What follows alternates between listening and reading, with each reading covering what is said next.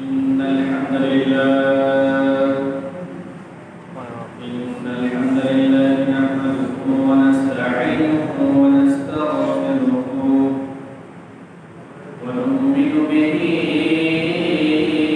ونتوكل عليه ونعوذ بالله من شرور أنفسنا ومن سيئات أعمالنا من يهده الله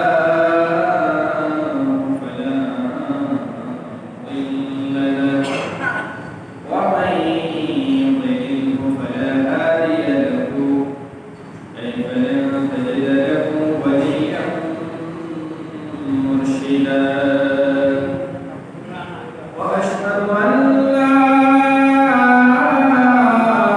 إله إلا الله وحده لا شريك له والذي لا ضد له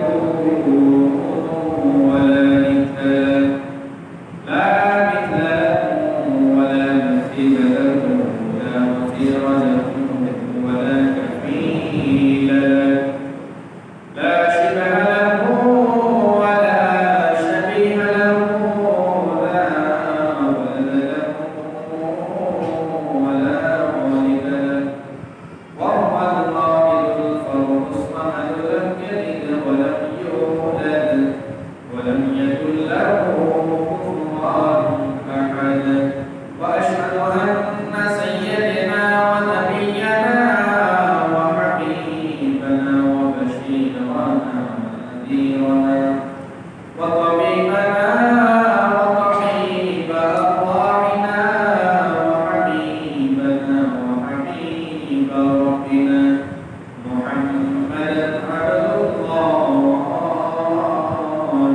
ورسوله أرسله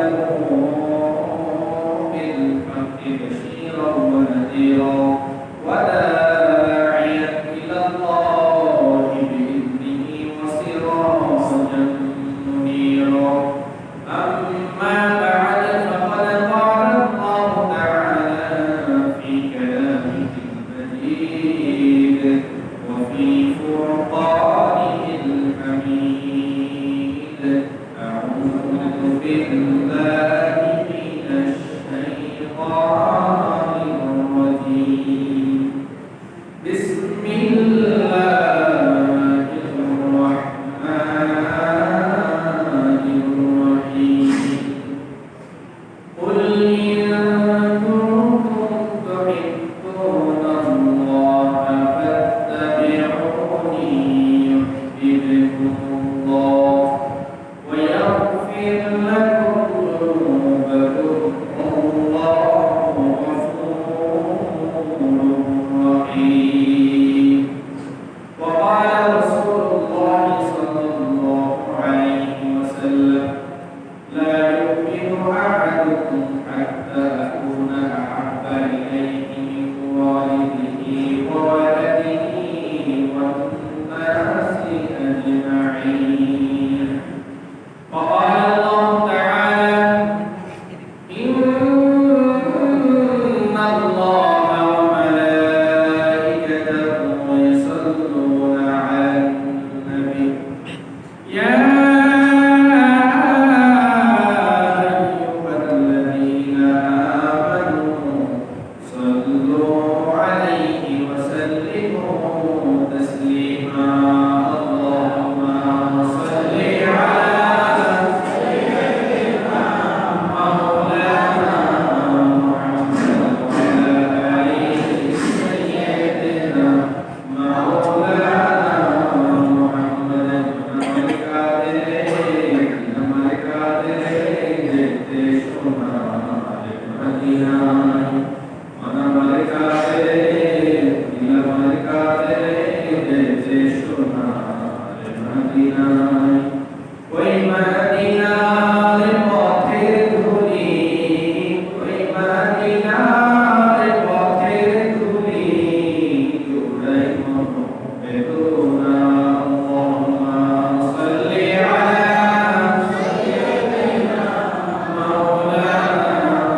محمد مولانا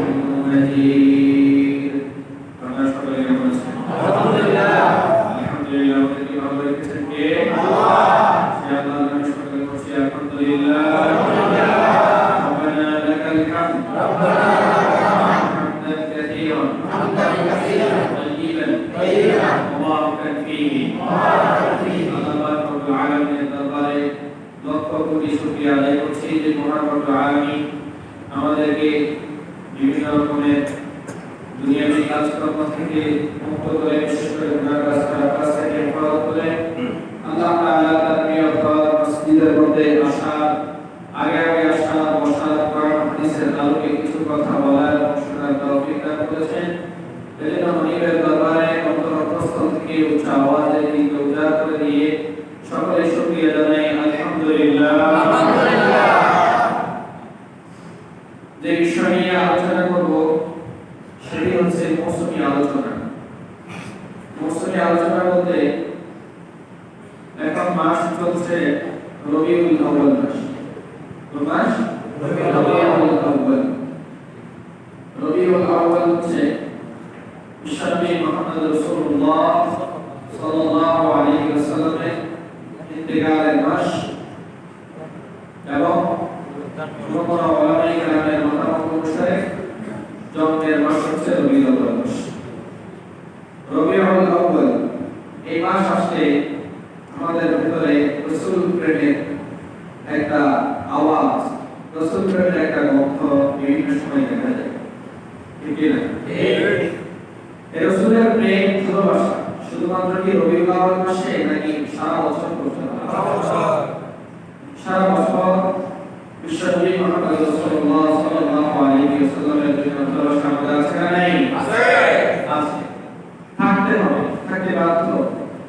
আমাদের রাসূল প্রেম থাকতেই হবে, শুধুমাত্র একদিনের জন্য নয়, সব সময় রাসূলের প্রেমে বাঁধা হতে হবে আমাদেরকে।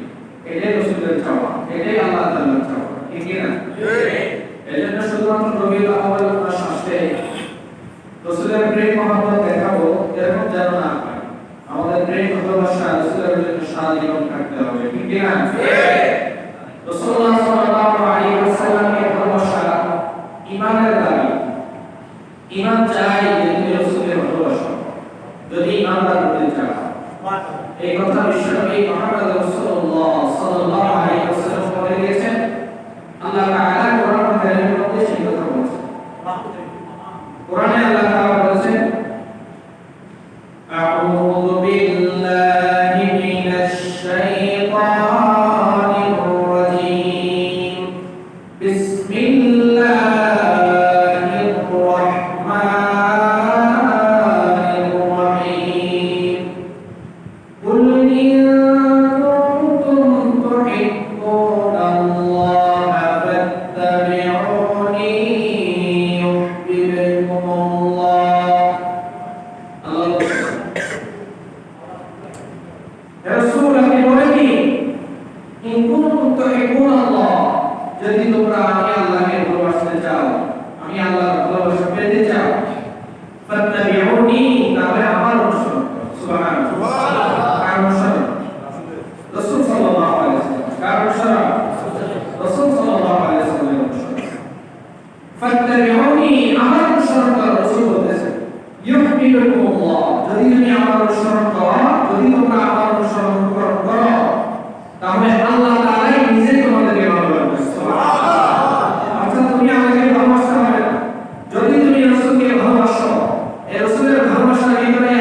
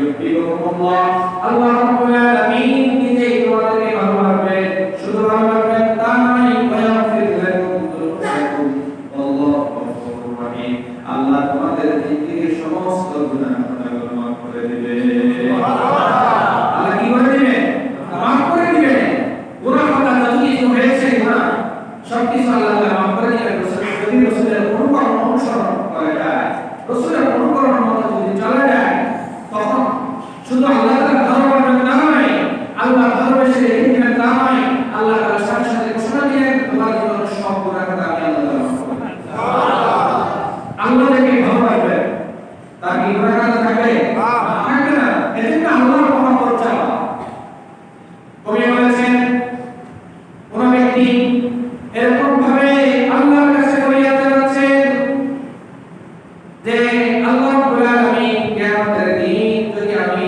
গুনাহগার বান্দাকে জাহান্নামে দেন আর যদি আল্লাহ তাআলা আমাকে একবার ডাক দেন সাইয়েদনা সুরাইদ মুনতাহি রাহিমাহুল্লাহ বলে এরকম একটা ঘটনা ঘটে তিনি আল্লাহর দরবারে ফরিয়াদ জানাচ্ছেন আয় আল্লাহ কিয়ামতের দিন আমার যদি জাহান্নামের ফয়সালা হয়ে যায় জাহান্নামে চলে যাওয়ার পরে আমি জুনাইদকে যদি আপনি একবার ডাক দেন যে জুনাইদ তোমার কাছে কেমন লাগছে জুনাইদ বলেন আমার জন্য পূর্ণ হয়ে যাবে সুবহানাল্লাহ আর আমি জুনাইদ যদি আল্লাহর হুকুম মতে জান্নাতের ফয়সালা হয়ে যায় জান্নাতে যদি আমি চলে যাই আর যদি সেখানে আমি আল্লাহ তাআলার সাক্ষাৎ না পাই তাহলে জান্নাত আমার জন্য জান্নাত থাকে না আল্লাহু আকবার আল্লাহর মহব্বত কত বেশি আল্লাহর মহব্বতে সে জাহান্নামকে জান্নাত মনে করছে আর জান্নাতকে তার জন্য সুখময় স্থান বলে মনে করে না যদি আল্লাহর সাক্ষাৎ না পায় তাহলে বোঝা যায় সব কিছুর চাইতে বড় ভালোবাসা হচ্ছে কার সাথে কার সাথে আল্লাহর সাথে সবচেয়ে বড় ভালোবাসা আল্লাহর সাথে সবচেয়ে বড় ভালোবাসা একজন রাষ্ট্রপ্রধান যার নামটা আমরা এখন মনে আসছেন তিনি একদিন প্রতিযোগিতা দিয়েছিলেন তার মন্ত্রী যারা ছিল তার চাকর বাকর যারা ছিল তাদেরকে বলছিলেন যে তোমরা কে কি চাও আমার কাছ থেকে আমি তোমাদেরকে সেই জিনিস দান করব এই জিনিস এই কথা যখন ওই রাষ্ট্রপ্রধান ঘোষণা দিলেন তার একজন বাকি সবাই সবকিছু দিচ্ছে কেউ দিচ্ছে ঘরের অমুক জিনিস কেউ দিচ্ছে তমুক জিনিস কেউ দিচ্ছে রাজদরবারের বিভিন্ন প্রয়োজনীয় জিনিস তার যেটা লাগছে একজন মাত্র বাকি সে কি করলো সে কোন জিনিসের দিকে তাকিয়ে থাকছে না শুধুমাত্র সে তার মালিকের উপর ধরে আছে অথবা মালিকের জামা ধরে আছে বাকিকে জিজ্ঞেস করলো যে আমি তো ঘোষণা দিয়েছিলাম আজকে আমার কাছে যে যা চাই আমি তো তাকে সেই জিনিস দান করবো তুমি কিছু না চেয়ে শুধুমাত্র আমার কোমর ধরে বা আমার হাত ধরে বা আমার পোশাক ধরে দাঁড়িয়ে আছো কেন বাকি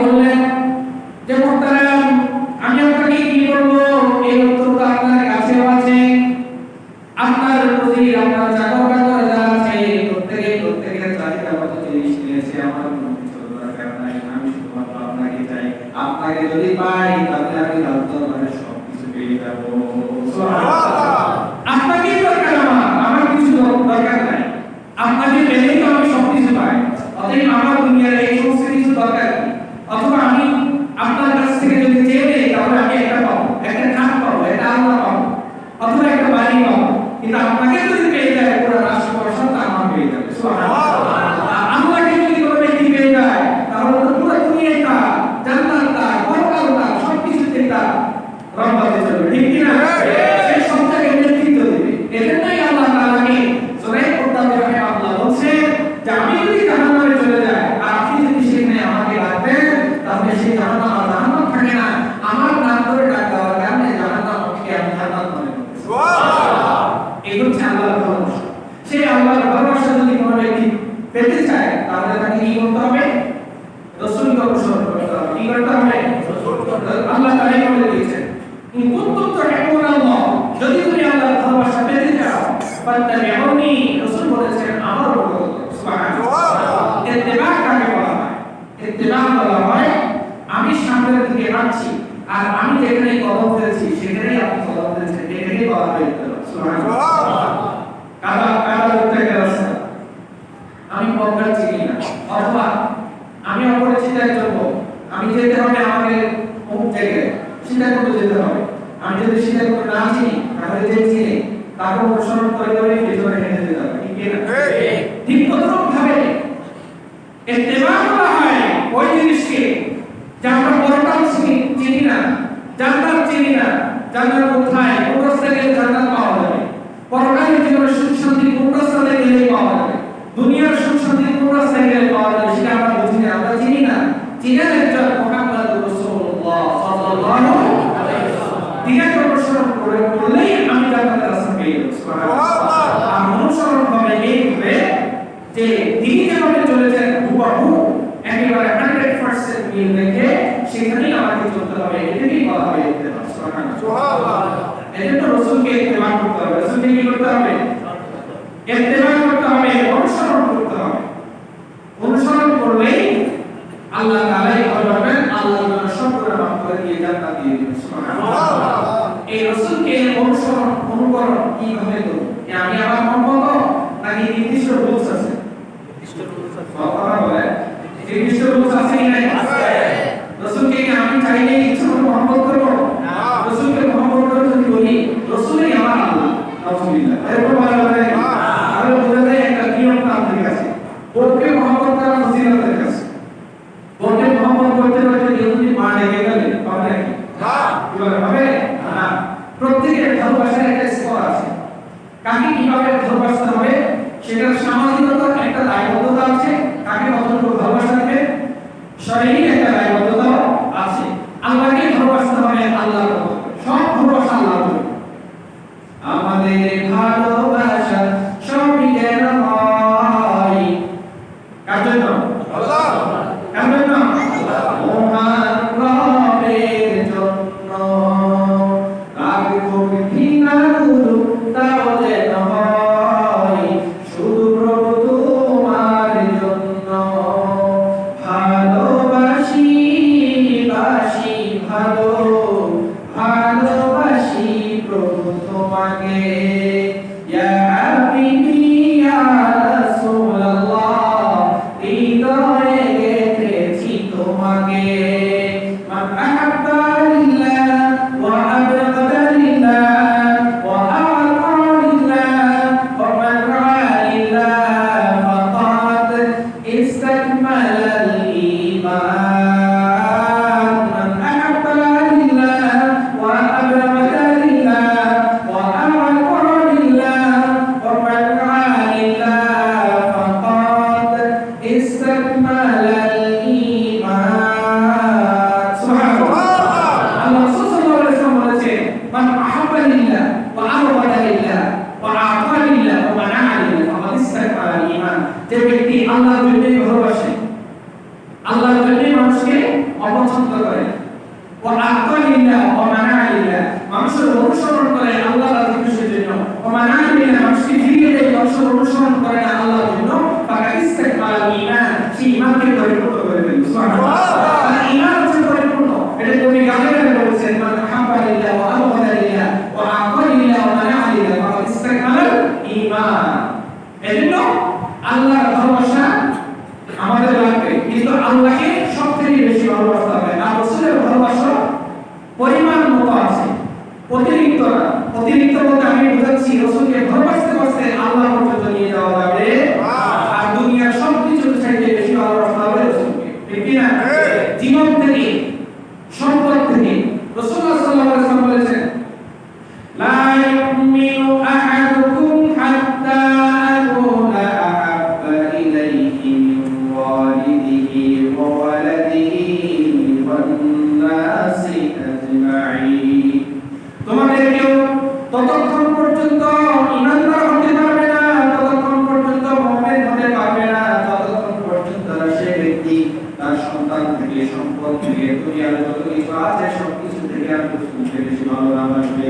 সুবহানাল্লাহ। রাসূলকে সবচেয়ে বেশি ভালোবাসতে হবে। লা ইউমিনু আহাদুকুম, তোমাদের কেউ ঈমানদার হতে পারবে না হাত্তা আকুনা আহাব্বা ইলাইহি মিন ওয়ালিদিহি ওয়া ওয়ালাদিহি, মা বাবা থেকে, সন্তান থেকে, ওয়ান্নাসি আজমাইন, দুনিয়ার যত মানুষ আছে সবার থেকে বেশি ভালো যতদিন না আমি রাসূলকে ভালোবাসবে ততদিন পর্যন্ত তুমি ইমানদার হতে পারবে। আর সবচেয়ে বেশি ভালোবাসতে হবে আমার ছেলে মেয়ের থেকেও বেশি, আমার বাবার থেকেও বেশি, আমার মায়ের থেকেও বেশি, আমার সম্পদের চাইতেও বেশি, আমার চাকরির চাইতেও বেশি, আমার ব্যবসার চাইতেও বেশি, আমার বিল্ডিং এর চাইতেও বেশি, আমার বাড়ির চাইতেও বেশি। কাকে ভালোবাসতে হবে? রাসূল সাল্লাল্লাহু আলাইহি ওয়াসাল্লাম। তাহলে ইমানদার হবে। অন্যথায় নিজেকে ইমানদার দাবি করলে ইমানদার হওয়া যাবে না। রাসূলকে সবচেয়ে বেশি ভালোবাসতে হবে, এটাই রাসূলের চাওয়া। আর রাসূলকে ভালোবাসলে তখন এই রাসূলের ভালোবাসা সেই ফল পরকালীন জীবনে আমাদের জন্য আছে না নাই? সাহাবায়ে কেরাম কিভাবে ভালোবেসেছে আমাদেরকে এবার সেই জিনিসটা দেখতে হবে। কথা আর এদিকে না বাড়িয়ে আমরা ওদিকে চলে যাই আমাদের মানদণ্ডের দিকে, যে রাসূল সাল্লাল্লাহু আলাইহি ওয়াসাল্লামকে কতটুকু ভালোবাসা সাহাবায়ে কেরামের স্কেল, সাহাবায়ে কেরাম কতটুকু ভালোবাসতেন। সারা পৃথিবীতে বর্তমানে যারা আছে, অতীতে যারা ছিল সাহাবায়ে কেরাম ছাড়া ভবিষ্যতে যারা আসবে, এদের মধ্যে কোনো ব্যক্তি কি সাহাবায়ে কেরামের চাইতে বড় ভালোবাসার নজির পৃথিবীতে কেউ দেখাইতে পারবে? পারবে? পারবে। রাসূলুল্লাহ সাল্লাল্লাহু আলাইহি ওয়াসাল্লামকে যারা দেখেছেন যেসব সাহাবী, সব সাহাবায়ে কেরাম জান্নাতি। সুবহানাল্লাহ। সব সাহাবায়ে কেরাম কি জান্নাতি? প্রত্যেকেই জান্নাতি। তার মধ্যে 10 জনের ব্যাপারে আল্লাহ তাআলা নিজেই 10 জন সাহাবীকে জান্নাতে দুনিয়াতে থাকা অবস্থায় 10 জন সাহাবীকে আল্লাহ তাআলা জান্নাতের সার্টিফিকেট দিয়েছেন। সুবহানাল্লাহ। সুবহানাল্লাহ। তারাই হচ্ছে আমাদের মডেল। তারা কিভাবে ভালোবেসেছে আমাদেরকে সেই দিকে লক্ষ্য রেখে ভালোবাসতে হবে। নাকি ইচ্ছা মতো করা যাবে? না। রাসূলের ভালোবাসা ইচ্ছা মতো কিছু করা যাবে? না। আমাদের দেশে বিভিন্ন রকমের কিচ্ছা কাহিনী গল্প শোনা যায় বিভিন্ন জায়গায়। আফসোস লাগে এই সমস্ত কথাগুলো বলার ইচ্ছা থাকে না, কারণ আমাদের বর্তমানে এই পরিস্থিতি নাই। কিন্তু কিছু ভাইদের লাফালাফি এমন ভাবে বেড়ে যায় বিভিন্ন সময়, তারা মানুষদেরকে বহাসের জন্য মোনাজারার জন্য ডাকে, আমাদের দুইটা করে কয়টা করে দুইটা করে ভাইয়ের মধ্যে ডাকে আসো মোনাজারা করব তোমাদের সাথে। আর মোনাজারা কি আছে ভাই? কোরআন হাদিস মধ্যে সাহাবায়ে কেরামকে মডেল বানিয়ে কথা বলেই হবে, ঠিক কি না? সাহাবায়ে কেরামকে মডেল বানিয়ে কথা বলেই তো যথেষ্ট। আবার কিসের মোনাজারা? মোনাজারা দরকার কি? বহাসের দরকার কি? সাহাবায়ে কেরাম রাসূলকে যেভাবে ভালোবাসতেন, সাহাবায়ে কেরামের জামানায় যেভাবে ছিল ইসলাম সেভাবে অনুকরণ করলেই যথেষ্ট, ঠিক কি না? আল্লাহ বলেছেন আল-ইয়াওমা আকমালতু লাকুম দীনাকুম ওয়া আতমামতু আলাইকুম নি'মাতি ওয়া রাদিতু লাকুমুল ইসলাম দীনা। আজকের দিনে তোমাদের জন্য ইসলামকে পরিপূর্ণ করে দিলাম। সুবহানাল্লাহ। বিদায় হজের আগের দিন নয় জিলহজ আরাফাতের ময়দানে থাকা অবস্থায় এই আয়াত নাযিল হয়েছে। একেবারে সর্বশেষ আয়াত, আল-ইয়াওমা আকমালতু লাকুম দীনাকুম ওয়া আতমামতু আলাইকুম নি'মাতি ওয়া রাদিতু লাকুমুল ইসলাম দীনা। আকমালতু লাকুম দীনাকুম, তোমাদের দিন তোমাদের জন্য পরিপূর্ণ। সুবহানাল্লাহ। অর্থাৎ দিন মানে হচ্ছে সর্বশেষটা দিন নাকি শরীয়ত? শরীয়ত, ইসলাম পরিপূর্ণ হয়ে গেছে। এই পরিপূর্ণের ভিতরে যদি নতুন ভাবে কিছু ঢুকাতে যায় তাহলে নিশ্চয়ই সেখান থেকে আমার পরিপূর্ণ থেকে কিছু একটা তুলে ফেলতে হবে, ঠিক না? আমি ঘরের কাজ কমপ্লিট করে ফেললাম। সাপোজ এই মসজিদের সব কাজ কমপ্লিট, নিচের তলায় সব কাজ কমপ্লিট। কেউ যদি এখন আপনাকে প্রপোজ করে, অফার করে যে ভাই আমি একটা স্বর্ণের ইট মসজিদে দান করতে চাই, এই ইটটাকে মিনারের পাশে লাগিয়ে দিবেন। কি বলছে? একটা স্বর্ণের ইট মসজিদের জন্য দান করতে চাই, এই ইটটাকে লাগাবেন মিনারের পাশে। আপনি শুনে খুশি হয়ে নিয়ে দিলেন। এখন এটা যদি লাগাইতে পারে নিশ্চয়ই আমাকে যে ইটটা আছে এখান থেকে একটা তুলে ফেলতে হবে। কথা কি বুঝতে পেরেছেন? আমাকে এখান থেকে কি করতে হবে? একটা ইট খুলে ফেলে দিতে হবে, তাহলেই আমি স্বর্ণেরটা লাগাইতে পারবো। তো এখানে ইট খোলা যাবে ঠিকই, কিন্তু রাসূলের যে ইট ধর্ম দেওয়া আছে যদি সেখানে নতুন করে কোনো একটা আমল যদি লাগানোটা ফজিলতপূর্ণ হয় বা দেখতে খুবই সুন্দর ইট স্বর্ণের ইটের মতো একটা আমল যদি কেউ লাগাইতে চায়, যেটা রাসূলের যে দিন আছে, যে ধর্ম আছে, এই ধর্মের ভেতরে নাই, নতুন করে একটা সুন্দর আপনি নিয়ে আসলেন সেটা যদি লাগাইতে হয় নিশ্চয়ই সেই রাসূলের বানানো সেই জ্ঞান থেকে সেই দিন ধর্ম থেকে একটা বিধানকে ফেলে দিয়ে তারপর আরেকটা তৈরি করতে ঠিক কি না রাসূলের যে বিধান দেওয়া আল্লাহর যে বিধান দেওয়া সেখান থেকে কোন একটা কিছুকে কোন একটা বিধানকে ছুঁড়ে ফেলে দিয়ে নতুন করে যদি আরেকটা ঢুকায় আমার জন্য কি জান্নাত হবে নাকি জাহান্নাম হবে জাহান্নাম হবে নিশ্চিত জাহান্নাম হবে কারণ রাসূলের বিধান আল্লাহর বিধানকে তুমি অবজ্ঞা করে ফেলে দিয়েছো নিজেতে লাগাচ্ছ ঠিক কি না এজন্য আমি উদাহরণ দিতে গিয়ে বলি ফজরের ফরজ সালাত কয় রাকাত দুই রাকাত এই দুই রাকাত ফরজ সালাতে যদি কেউ 3 রাকাত পড়ে নামাজ ভালো জিনিস না খারাপ জিনিস ভালো জিনিস না খারাপ জিনিস ভালো জিনিস নামাজ পড়লে খুব বেশি সওয়াব ঈমানের পরে সবচেয়ে গুরুত্বপূর্ণ ইবাদত হচ্ছে নামাজ সেই নামাজও যদি রাসূলের তরিকা হচ্ছে ফরজ সালাত কয় রাকাত দুই রাকাত আপনি যদি বলেন আমি 3 রাকাত করব নামাজ হবে না সব বেশি হবে না হবে নামাজ হবে না কেন কারণ একটা সেটা হলো কার তরিকার মতো হয় নাই রাসূলের তরিকার মতো হয় নাই সাহাবায়ে কেরামের তরিকার মতো হয় নাই আল্লাহর বিধান মতো হয় নাই ঠিক কি না এজন্যই ইসলামের মধ্যে কমানো বা বাড়ানো কোনটা করা সম্ভব না রাসূল যেটা দিয়ে গেছেন এইভাবেই থাকবে বাকি কোন আমল আছে যে সমস্ত আমলগুলো ইস্তেহাদের মাধ্যমে অনেক সময় করা যায় আবার কোন আমল আছে তাও দলিলের ভিত্তিতে বিনা দলিলে না কিন্তু দলিলের ভিত্তিতে ইস্তেহাদি আমল থাকে আবার কোন আমল এরকম আছে যেটা শরীয়তের কিছু না যেমন আপনি যদি কোনো ব্যক্তিকে বেদাতপন্থী যারা আছে তাদেরকে যদি বলেন ভাই এই কাজটা তো বেদাত এই কাজটা করিও না তখন আপনাকে বলবে মসজিদে কেন করবো না বলতে এটা রাসূলের জামানায় ছিল না সাপোজ আমাদের দেশে বারের রবিবারের দিন সারা দেশে মিছিল হয় দশদের জুলুসে ঈদে মিলাদুন-নবী এটা মিছিল হয় না হয় আপনি তাকে যদি প্রশ্ন করেন ভাই এই কাজটা কেন করছো সে বলবে আমি রাসূলের মহব্বতে করছি কোথায় পেয়েছো কোথায় পাওয়ার দরকার কি আমি রাসূলকে ভালোবাসি রাসূলের জন্মদিনের ফুলকে আমি নাচানাচি করব বলবে কি না বলবে যদি বলেন রাসূল যেটা করে নাই সাহাবায়ে কেরাম যেটা করে নাই তুমি এই কাজ করছো এই কাজটা তার তো হচ্ছে বেদাত এটা যদি আপনি তাকে বলেন সে যদি একটা শেয়ানা টাইপের হয় কি টাইপের শেয়ানা টাইপের মানে কিছু একটা বুঝে বা বিভিন্ন তাদের মানসিকতা যারা ওয়াশ করছে ব্রেনকে যারা ওয়াশ করছে ওই জাতীয় মক্কাদের ওয়াজের সময় তারা দেখবে সে একটা দলিল দেয় বলতে যে রাসূলের জামানায় তো মসজিদে মাইক ছিল না তুমি মাইকে কেন আযান করো এরকম কথা বলে কি না বলে অথবা বলবে রাসূলের জামানায় ফ্যানের ব্যবস্থা ছিল না তুমি ফ্যান কেন চালাও আচ্ছা ফ্যান চালানো কি ইবাদত বলে ফ্যান না চালালে নামাজ হবে না এরকম কেউ বলবে ফ্যান চালালে নামাজ পড়বে সব বিষয় এরকম কথা কেউ বলে না বুঝা যায় এটা ইসলাম না এটা কি না এটা জাগতিক প্রয়োজন নেই রাসূলের জামানায় আল্লাহ তাআলা তাদের ওখানে ইলেকট্রিক ব্যবস্থা ছিল না বিধায় তারা ব্যবহার করেন নাই রাসূলের জামানায় এরকম আধুনিকতা ছিল না বিধায় তারা ব্যবহার করেন নাই আবার তাদেরকে সেই সহযোগিতা আল্লাহ তাআলা দিয়ে দিয়েছে যে গরম সহ্য করতে পেরেছে আজকে আমাদের গরম সহ্য করার কোনো ক্ষমতা নাই আমাদের শরীর দুর্বল হয়ে গেছে প্রয়োজনের তাগিদে আল্লাহ তাআলার হুকুমেই এই ফ্যান আবিষ্কার হয়েছে ঠিক কি আল্লাহর হুকুমেই এই ফ্যান আবিষ্কার হয়েছে এই ফ্যান আমাদের বাতাসের জন্য আমাদের ক্ষেত্রের জন্য আল্লাহ তাআলা ব্যবস্থা করে দিয়েছে তখন ইলেকট্রিকের মধ্যে ছিল না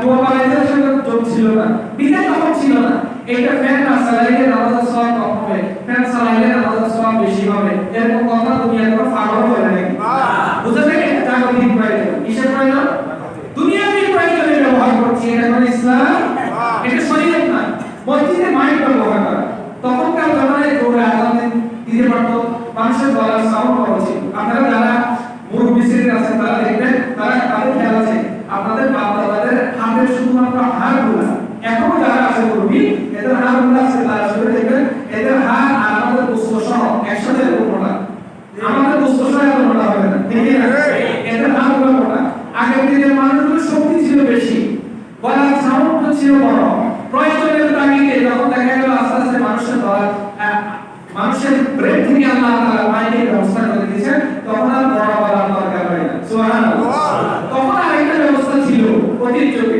এখন সেই ব্যবস্থা দরকার নাই এখন আরেকটা জাগতিক প্রয়োজন আরেকটা সৃষ্টি হয়ে গেছে মানুষের ব্রেন থেকে আল্লাহ তাআলা বের করে দিয়েছেন বিধায় এই জিনিসটাকে মানুষের ইবাদত হিসেবে মনে করে না মুখে আযান দিলে আযান হবে না মাইকে আযান দিলে আযান হবে এরকম কোনো কথা কেউ বলতে পারবে না মুখে আযান দিলে আযান হবে না হবে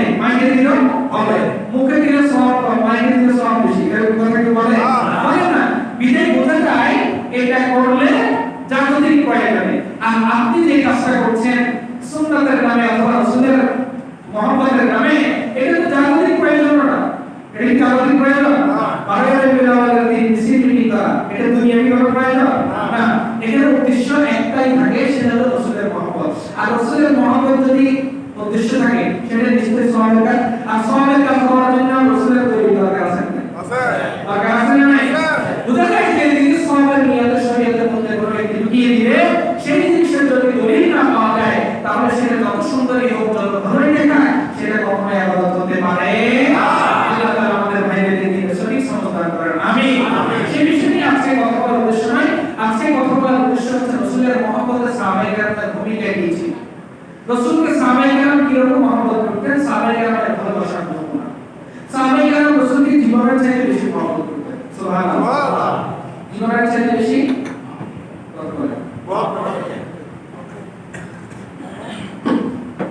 সাহাবায়ে কেরাম রাসূলকে জীবনের চাইতে বেশি মহব্বত করতেন। আমার কথা নয়, এটা হাদিসের মধ্যে আছে। রাসূলুল্লাহ সাল্লাল্লাহু আলাইহি ওয়াসাল্লাম যখন যেখানে ছিলেন, সেখানে মুহাম্মদের মানুষ ছিল। একজন ব্যক্তি পৌত্তলিকরা, কুরাইশ বংশের একজন পৌত্তলিক রাসূল সাল্লাল্লাহু আলাইহি ওয়াসাল্লামকে দেখতে গেলেন গোয়েন্দা হিসেবে। তিনি দেখে এসে মক্কা কুরাইশদের কাছে বললেন যে মদিনাতে রাসূলের অবস্থা, মুহাম্মদের যে অবস্থা দেখে আসলাম, আমার কাছে অবাক মনে হলো। দুনিয়াতে মনে হয় কোন মানুষকে এত বেশি মহব্বত করে। সুবহানাল্লাহ। রাসূল যেখানে যায় সাহাবায়ে কেরাম সেখানে, রাসূল যেখানে থুতু ফেলে, রাসূলের থুতু পর্যন্ত সাহাবায়ে কেরাম হাতে নিয়ে সাহাবায়ে কেরামের শরীরে মালিশ করে। সুবহানাল্লাহ। রাসূলের থুতুর মধ্যে ছিল মেশকামরের ঘ্রাণ। সুবহানাল্লাহ। এত বেশি ঘ্রাণ ছিল। রাসূলের থুতু সাহাবায়ে কেরাম খেয়ে ফেলতেন। সাহাবায়ে কেরাম রাসূলকে এত বেশি মহব্বত করতেন, রাসূলের থুতু কি করতেন? খেয়ে ফেলতেন। রাসূলের থুতু ছিল মেশকামরের ঘ্রাণ। একদিন রাসূলুল্লাহ সাল্লাল্লাহু আলাইহি ওয়াসাল্লাম প্রস্রাব করেছেন। এই যে কি জানি বলে এটা, রোগীরা বিভিন্ন সময় কাঁদতে না পারলে সিগারেট বলে, এটাতে করে তখন রাসূল সাল্লাল্লাহু আলাইহি ওয়াসাল্লাম প্রস্রাব করলেন। এক সাহাবীকে বললেন তুমি ফেলে দিয়ে আসো। সে ফেলতে নিয়ে কিছু দূর যাওয়ার পরে সে প্রস্রাব করে গিয়ে ফেলছে। আসার পরে রাসূল সাল্লাল্লাহু আলাইহি ওয়াসাল্লাম বললেন প্রস্রাব কি করছো? বলে ইয়া রাসূলুল্লাহ আমি প্রস্রাব খেয়ে ফেলছি। কোন বর্ণনায় পাওয়া যায় এই সাহাবীর শরীর থেকে সবসময় মেশকামরের ঘ্রাণ। সুবহানাল্লাহ। রাসূলের প্রস্রাব ছিল সুগন্ধ। রাসূলুল্লাহ সাল্লাল্লাহু আলাইহি ওয়াসাল্লাম যখন বাথরুমে যেতেন, টয়লেটে যেতেন, তখন তার আমাদের মধ্যে এরকম অ্যাটাচ বাথরুম ছিল না। পাহাড়ের কাছে গিয়ে দূরে একেবারে যেখানে মানুষ দেখে না, যেখানে মানুষ নেই, সেখানে পাহাড়ের গোড়ায় গিয়ে ওখানে বাথরুম স্বাভাবিক, টয়লেট স্বাভাবিক তখনকার কথা। রাসূলুল্লাহ সাল্লাল্লাহু আলাইহি ওয়াসাল্লাম যেখানে টয়লেট হাজত সেরেছেন, দেখা গেল রাসূলুল্লাহ সাল্লাল্লাহু আলাইহি ওয়াসাল্লামের চলে আসার পরে ওই জায়গা থেকে মেশকামরের ঘ্রাণ বের হয়েছে। সুবহানাল্লাহ। সাথে সাথে এই পায়খানা মুবারক, রাসূলের পায়খানা মুবারক গুলোকে মাটির সাথে সাথে গিয়ে ফেলছে। সুবহানাল্লাহ। কিরকম রাসূল ছিলেন, কিরকম মুহাম্মদের রাসূল ছিলেন। সাহাবায়ে কেরাম বেশি মহব্বত করতেন, জীবন দিয়ে দেওয়ার জন্য প্রস্তুত, সব কিছু ছেড়ে রাসূলের জন্য চলে আসতেন। কোনো কিছু পরোয়া করেন না। একজন সাহাবী রাসূলের কথা শুনে ঈমান আনছেন। চাচা যখন শুনতে পেলেন যে তুমি ঈমান এনেছো, বলতে হ্যাঁ আমি মুহাম্মদ রাসূলুল্লাহ সাল্লাল্লাহু আলাইহি ওয়াসাল্লামের উপর ঈমান এনেছি। চাচা বললেন আব্দুল্লাহ নাম, ওই লোকটার নাম ছিল আব্দুল্লাহ। চাচা বললেন তুমি যেহেতু মুহাম্মদের অনুসরণ করেছো, এখান থেকে চলে যাও। এমনকি তুমি শুধু চলে যাবে তা নয়, তোমার গায়ে যে পোশাক আছে, তোমার পরনে যে লুঙ্গি আছে, কাপড় আছে, এগুলো সহ রেখে যাবে পূর্ণ অবস্থায়। ওই সাহাবী বললেন, ওই সাহাবী রাসূলের মুহাব্বতে এক মুহূর্তের জন্য চাচার চেহারার দিকে তাকান নাই, চাচার দিকে ভ্রুক্ষেপ করেন নাই, দুনিয়ার কোনো কিছুর দিকে তাকান নাই। চাচার কাছে ছিলেন, সুখে শান্তিতে ছিলেন। চাচাকে বললেন চাচা যদি আপনি আপনার যত কিছু পাওয়ার আছে আমার থেকে সব কিছু যদি নিয়ে নেন, আমার পরনের পোশাক যদি নিয়ে নেন, সব কিছু যদি নিয়ে নেন, আমাকে যদি এইভাবে কোনো অবস্থায় এখান থেকে দাঁড়িয়ে দেন, তাহলে আমি আল্লাহ রাসূল সাল্লাল্লাহু আলাইহি ওয়াসাল্লামের কদম ছাড়বো না। সুবহানাল্লাহ। রাসূলের কদম আমি ছাড়তে পারবো না, আমি দুনিয়ার সব কিছু বিসর্জন দিতে পারবো। এই সাহাবী মায়ের কাছে চলে গেলেন। মায়ের কাছে যখন উলঙ্গ অবস্থায় গেলেন, মা বললেন বাবা তোমার এই অবস্থা কেন, তুমি উলঙ্গ অবস্থায় আমার কাছে কেন আসছো? মাকে বললেন মা আমি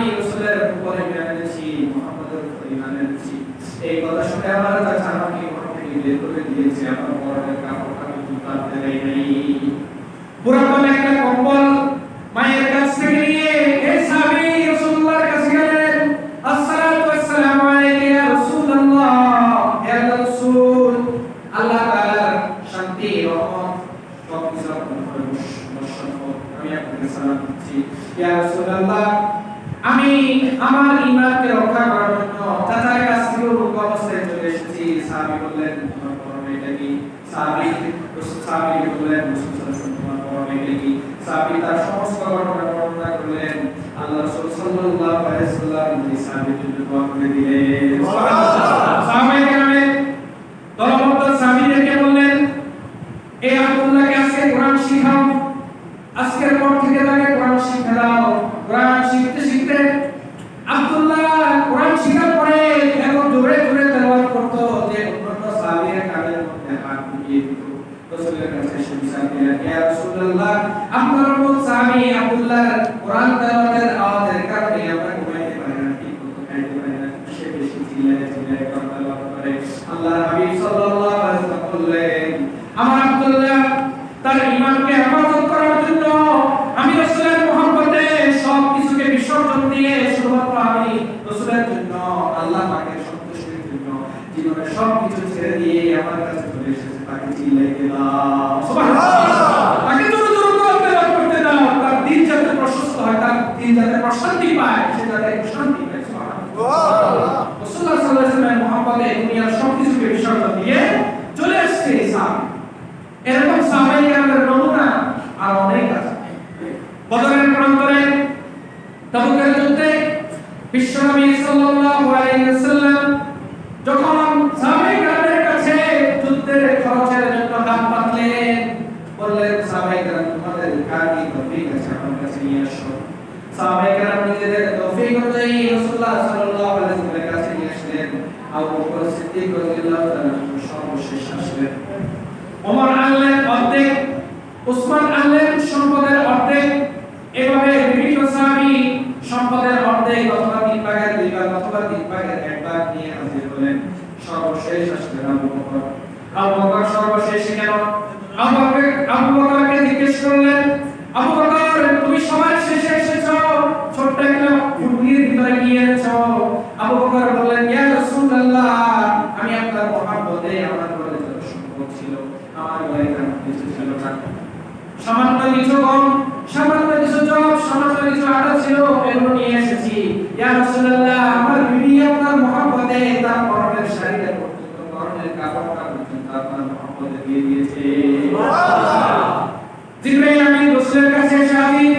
আসসালাতু ওয়াসসালামু আলাইকা ইয়া রাসূলুল্লাহ, হে আল্লাহর রাসূল, আপনার উপরে আল্লাহ তাআলা সালাম দিয়েছেন, আমার সালাম গ্রহণ করুন। জিবরাইল রাসূল দেখলেন জিবরাইলের পরনে একটা পোশাক আছে, খেজুর পাতার পোশাক। হে জিবরাইল, তোমার পরনে খেজুর পাতার পোশাক কেন? জিবরাইল বললেন, ইয়া রাসূলুল্লাহ, আপনার সাহাবী সাইয়েদনা আবু বকর সিদ্দিক রাদিয়াল্লাহু তাআলা আপনার মহব্বতে তার স্ত্রী পর্যন্ত পরনের যে পোশাক ছিল সেই পোশাক পর্যন্ত আপনি রাসূলের মহব্বতে দান করে দিয়েছে, খেজুরের পাতা পরিধান করেছে।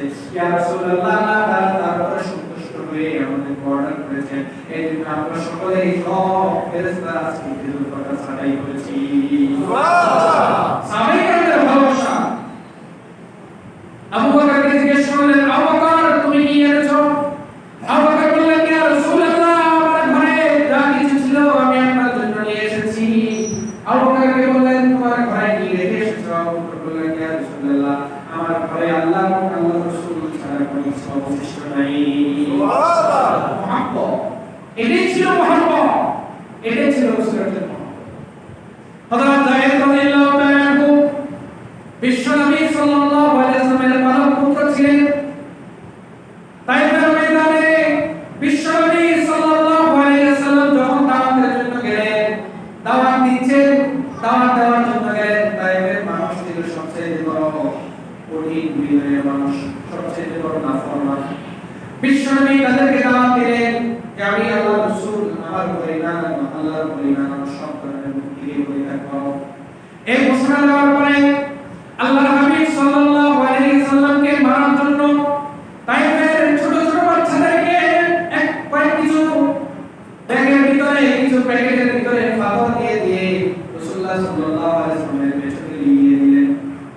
বাচ্চারা রাসূলুল্লাহ সাল্লাল্লাহু আলাইহি ওয়াসাল্লামকে পাথর নিক্ষেপ করছে, তাই তারা রাসূলকে আগিয়ে রেখেছেন। কাফেরদের পাথরের আঘাতে আল্লাহ রাসূল সাল্লাল্লাহু আলাইহি ওয়াসাল্লাম ক্ষতবিক্ষত হয়ে যাবেন, এই ভয়ে যায়েদ রাদিয়াল্লাহু তাআলা আল্লাহর হাবিব সাল্লাল্লাহু আলাইহি ওয়াসাল্লামকে কলিজার ভিতরে বুকের ভিতরে এরকম ভাবে আগিয়ে রাখলেন যেন রাসূলের গায়ে একটা পাথর পড়তে না পারে। সুবহানাল্লাহ। সাইয়েদনা যায়েদ রাদিয়াল্লাহু তাআলা যখন বিশ্বনবীকে ভাবে আগিয়ে রাখলেন, পাথর খেতে খেতে যায়েদ রাদিয়াল্লাহু তাআলা শরীর রক্তাক্ত হয়ে রক্ত ঝরতে শুরু করলো।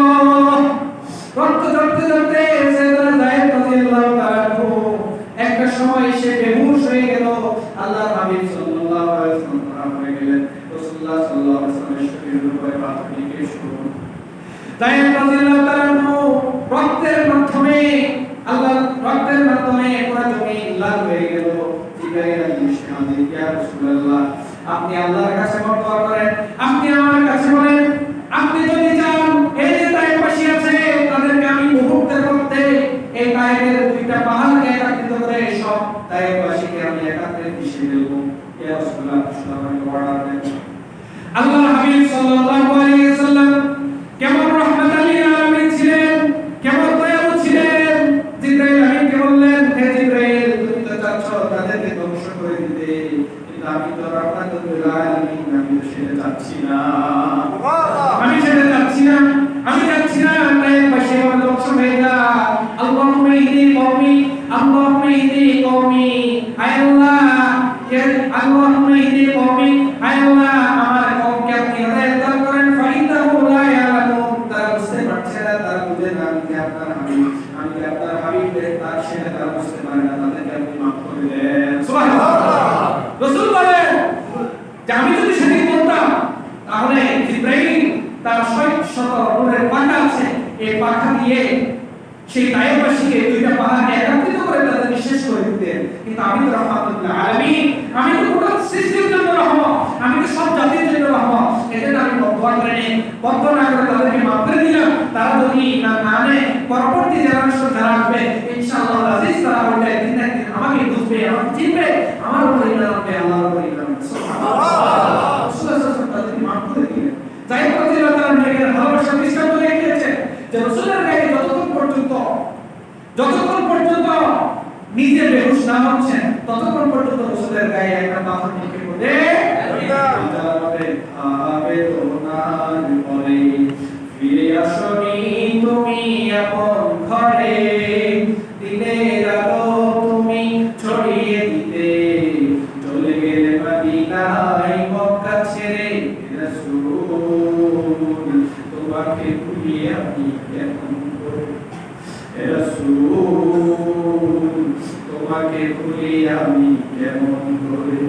কে না খেয়ে দিন প্রচারের কাজে নিজেকে দিয়েছ বিলিয়ে, তায়েফের কাফিরেরা চিনল না আলো, দুষ্ট ছেলেদের পিছু নিয়ে পাথরে লাগাতে ক্ষত হয়ে সারা শরীর থেকে রক্ত ঝরে। রাসূল তোমাকে ভুলি আমি কেমন করে, রাসূল তোমাকে ভুলি আমি কেমন করে। সুবহানাল্লাহ। রাসূলকে ভুলে যাবে? রাসূলুল্লাহ সাল্লাল্লাহু আলাইহি ওয়াসাল্লাম উম্মতের জন্য এভাবে কষ্ট করেছেন, মানুষদেরকে যাতে জাহান্নাম থেকে ফিরিয়ে আনা যায়, মানুষদেরকে যাতে জাহান্নাম থেকে বাঁচানো যায়, আমার প্রত্যেকটা উম্মত যাতে জান্নাতি হয়ে যায়। রাসূলের সবসময় চিন্তা ছিল। সুবহানাল্লাহ। আপনার আমার কি অবস্থা? রাসূলের জন্য কতটুকু মহব্বত দেখাইতে পেরেছি। সাহাবায়ে কেরাম এভাবে রাসূলুল্লাহ সাল্লাল্লাহু আলাইহি ওয়াসাল্লাম মহব্বত। একজন মহিলা সাহাবী উহুদের ময়দানে আল্লাহর হাবিব সাল্লাল্লাহু আলাইহি ওয়াসাল্লাম যখন আঘাতপ্রাপ্ত হলেন, উহুদের ময়দানে মুসলমানদের একটা পরাজয় হয়েছিল। সেই পরাজয়ের মধ্যে বিশ্বনবী সাল্লাল্লাহু আলাইহি ওয়াসাল্লামের দিকে চতুর্দিক থেকে কাফেরদের পাথর নিক্ষেপ হচ্ছে, কাফেরদের সেই গুলিগুলো নিক্ষেপ হচ্ছে। আল্লাহর হাবিব সাল্লাল্লাহু আলাইহি ওয়াসাল্লামের উপরে বৃষ্টির মতো তাদের গুলিগুলো নিক্ষেপ হচ্ছে। রাসূলুল্লাহ সাল্লাল্লাহু আলাইহি ওয়াসাল্লাম তারা পড়ে গেলেন। লোহার সেই হেলমেট ছিল মাথার মধ্যে, সেই লোহার হেলমেট বিশ্বনবী সাল্লাল্লাহু আলাইহি ওয়াসাল্লামের চেহারা মুবারকের উপরে দুইটা লোহার টুকরা রাসূলের জাহান্নামে ঢুকে গেছে। এই অবস্থা যখন হলো, রাসূলুল্লাহ সাল্লাল্লাহু আলাইহি ওয়াসাল্লাম কষ্টকর অবস্থার মধ্যে আছেন। আল্লাহর হাবিব সাল্লাল্লাহু আলাইহি ওয়াসাল্লামকে রক্ষা করার জন্য সাইয়েদনা আবু বকর রাদিয়াল্লাহু তাআলা চলে আসলেন। আবু বকর এসে চেষ্টা করলেন যে লোহার করাটা কিভাবে খোলা যায়। আবু বকর পারলেন না। পেছন থেকে আব্দুল্লাহ ইবনে জুবাইর রাদিয়াল্লাহু তাআলা আসলেন। তিনি এসে বললেন, আমি সুযোগ হাতছাড়া করতে চাই না, বিশ্বনবীর কাছে রক্ষা করব, আমি আল্লাহর পানি খাবো। সুবহানাল্লাহ। সাইয়েদনা আব্দুল্লাহ ইবনে জুবাইর রাদিয়াল্লাহু তাআলা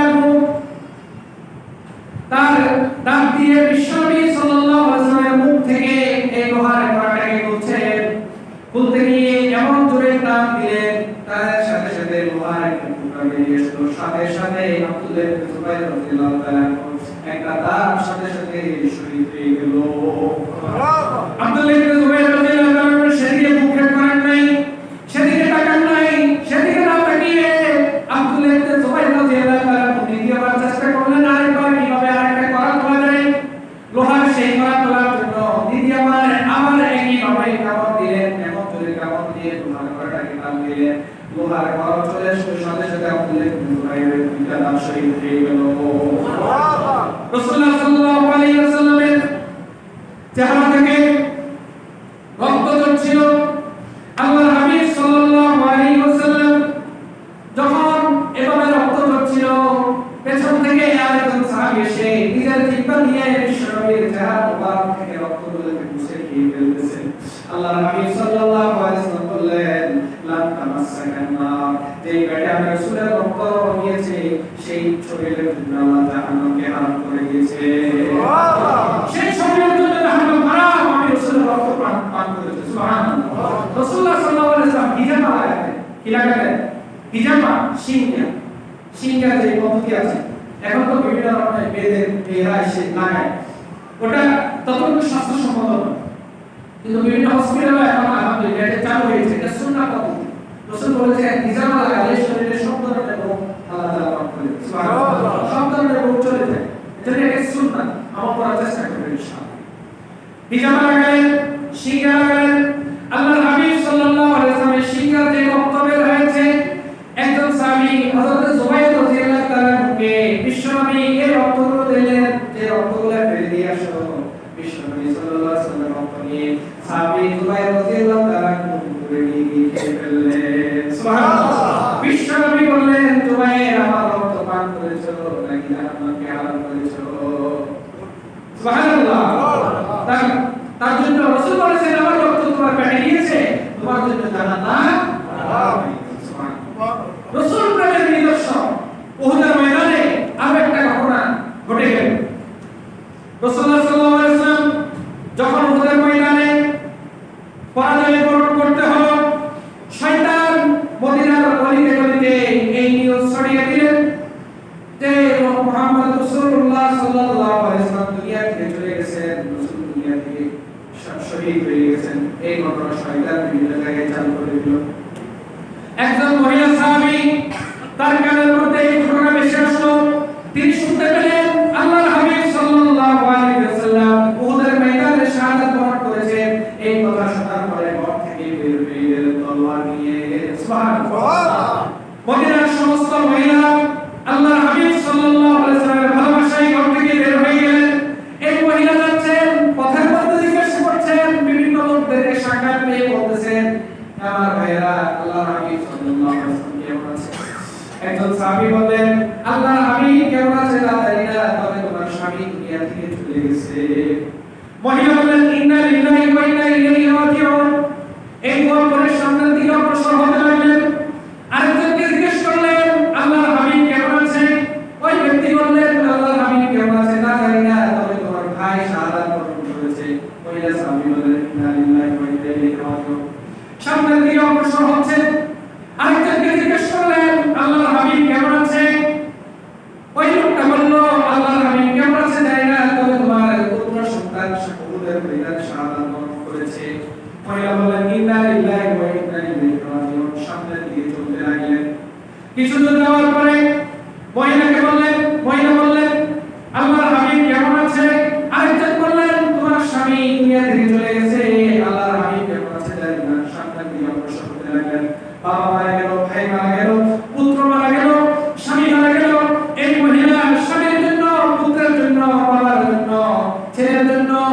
বা স্বামীর জন্য আফসোস না করে শুধুমাত্র ইন্না লিল্লাহি ওয়া ইন্না ইলাইহি রাজিউন অগ্রসর করতেন।